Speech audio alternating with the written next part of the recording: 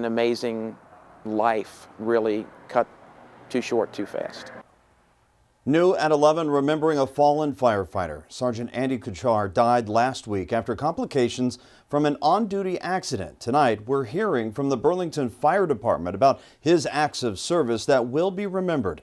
WCPO 9 News reporter Jake Ryle explains who Sergeant Kuchar was and how you can help on Tuesday afternoon as he's laid to rest. It's been a tough few days at the Burlington Fire Department. Lots of moments of sadness and grief, lots of tears, lots of unbottled emotion that you just didn't know you had in you sometimes. Assistant Fire Chief Rob Butcher says Sergeant Andy Kuchar was injured on duty during a training exercise. It led to an emergency surgery last week. His exact words were, "Everything went fine as expected, no surprises." But that quickly changed. Then the following afternoon, we got the call. Sergeant Kuchar died peacefully in his home.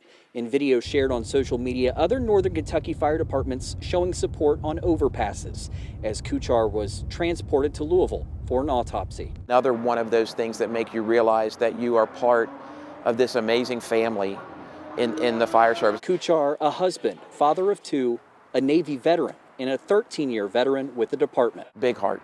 Andy was one of those guys that if you needed something, he was there.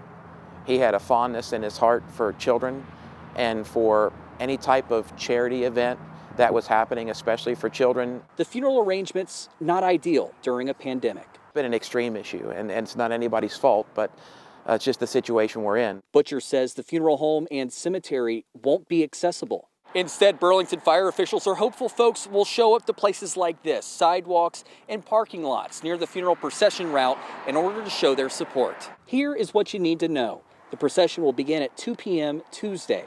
The route will go south on Camp Ernst Road from Kentucky 18, passing Camp Ernst Middle School, then onto Pleasant Valley, and then south once again on US 42 all the way to Ryle High School. That show of support, I'm sure, would mean a great deal for his family. Butcher says Kuchar had a great sense of humor. He was quick-witted and could make anyone in the room smile.